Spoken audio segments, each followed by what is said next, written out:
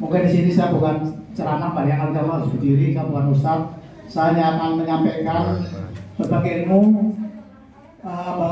Pada tanggal 31 saya telah dapat ilmu dari ustaz saya di Masjid Al-Mujahidin, yaitu Sultan Ustaz Muhammad Yunus Wilyasa MA.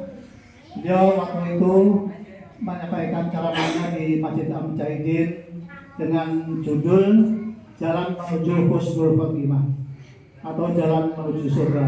Itulah barangkali tujuan hidup kita sebagai seorang muslim, apalagi kita di malam hari ini bersusah payah dengan rasa kantuk menjalani ibadah. Tentunya apa yang kita akan capai tentunya adalah akhir yang baik, akhir hidup yang baik. Itulah tanda orang yang mendapat kebahagiaan. Untuk itu akan sampai saja tema ini yang berjudul Jalan Menuju Husnul Khotimah atau Jalan Menuju Surga. Di sini diingatkan adalah kita menjadi orang Islam yang benar-benar beriman pada Allah SWT, seperti yang difirmankan Allah SWT dalam surat Ali Imran 102, Ya ayyuhalladzina amanatu taqullaha mohon maaf saya terjemahkan artinya saja. Wahai orang-orang yang beriman, bertakwalah kepada Allah sebenar-benarnya takwa kepadanya, dan janganlah kamu mati kecuali dalam keadaan muslim.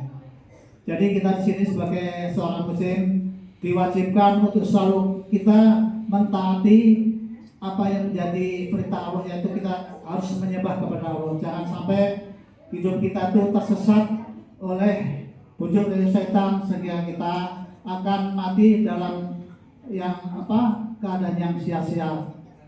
Yang kedua, kita hendaklah bertekad mau husnul khotimah itu pasti. Nah, kalau kita ingin mencapai husnul khotimah tentunya kita bisa akan diberi jalan oleh Allah, seperti yang tersirat dalam surat Al-Ankabut ayat 69 yang artinya, dan orang-orang yang berjihad untuk mencari keridhaan, kami akan tunjukkan kepada mereka jalan kami, dan sungguh Allah beserta orang-orang yang berbuat baik. Itulah janji Allah kalau kita memang bertekad untuk menjadi orang yang husnul khotimah, pasti Allah akan memberi jalan kepada kita. Yang berikutnya, apakah jalan-jalan yang menuju husnul itu? Ada beberapa jalan. Yang pertama, kita harus muhasabah atau introspeksi diri atas perbuatan kita. Karena tentunya kita sebagai manusia banyak kesalahan, kekhilafan. Untuk itu adalah kita selalu muhasabah apa saja yang telah kita perbuat dalam hidup ini. Seperti firman Allah dalam surat Al-Hasyr ayat 18 yang berbunyi, wahai orang-orang yang beriman, bertakwalah kepada Allah, dan hendaklah setiap orang memperhatikan apa yang telah diperbuatnya untuk hari esok akhirat, dan bertakwalah kepada Allah, sungguh Allah Maha mengetahui apa yang kamu kerjakan. Nah, di sini kita hendaklah selalu mawas diri, jangan sampai kita berbuat maksiat atau berbuat dosa, karena setiap saat kita selalu diperhatikan oleh Allah Taala. Yang kedua adalah kita harus berjanji kepada Allah melaksanakan perintahnya, seperti melaksanakan sholat 5 waktu.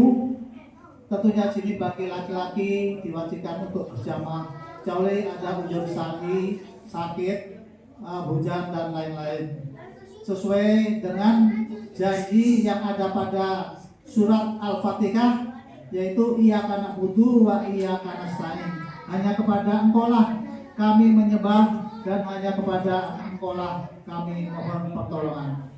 Ya, tentunya hal ini selalu kita ulang-ulang dalam sholat kita. Kita sudah berjanji kepada Allah, tentunya harus kita tepati. Yang ketiga, muraqabah. Melalui setiap saat kita diperhatikan atau diawasi oleh Allah Taala, seperti tersurat di dalam surat Al-An'am ayat 59, dan kunci-kunci semua yang gaib ada padanya, tidak ada yang mengetahui selain Dia. Dia mengetahui apa yang ada di darat dan di laut. Tidak ada sehelai daun pun yang gugur yang tidak diketahui olehnya, yaitu oleh Allah. Tidak ada sebutir biji biji pun dalam kegelapan bumi, dan tidak pula sesuatu yang basah atau yang kering yang tidak tertulis dalam kitab Lauhul Mahfuz. Itulah betapa bahwa kuasanya Allah terhadap hamba-hambanya. Dan yang keempat adalah mujahadah. Kita harus hadir di Majlis Taklim untuk menambah ilmu agama Islam minimal sepekan sekali. Jadi kita sebagai orang Muslim dituntut untuk wajib menuntut ilmu, karena kalau tidak menuntut ilmu tentunya kita tidak tahu mana yang wajib, mana yang sunnah, mana yang batil, mana yang tidak batal, yang tidak batil, kita tidak akan tahu. Untuk itu marilah kita bertekad dalam hati kita masing-masing untuk menuntut ilmu. Memang sebaik-baiknya tentu yang ada gurunya, itu seperti di masjid, seperti di Al-Mujahidin. Tiap pekan tuh ada kajian, tiap hari akad yang disampaikan oleh Ustadz yang berganti-ganti.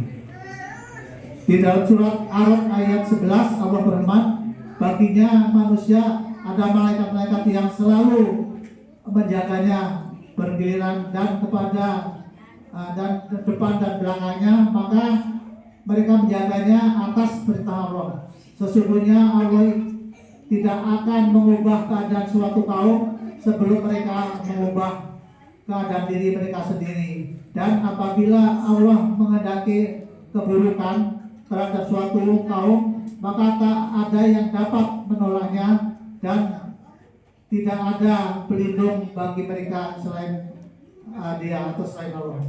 Itulah beberapa hal yang saya sampaikan. Semoga apa yang saya sampaikan menambah ilmu untuk bagi diri kita sendiri, dan semoga bermanfaat bagi para jamaah sekalian. Akhirul kalam, akhiri wassalamualaikum warahmatullahi wabarakatuh. Waalaikumsalam warahmatullahi wabarakatuh.